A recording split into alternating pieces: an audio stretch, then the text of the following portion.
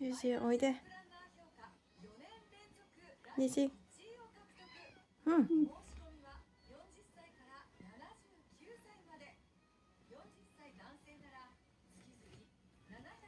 偉いなお前は。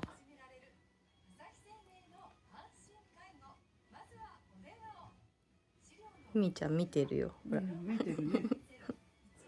まあ少しずつね。うん。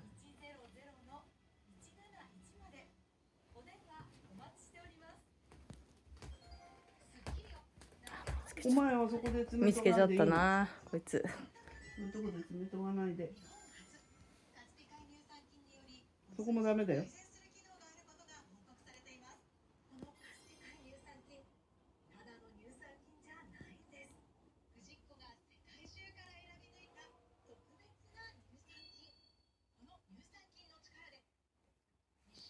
みーちゃんの匂いすんだよね。うん。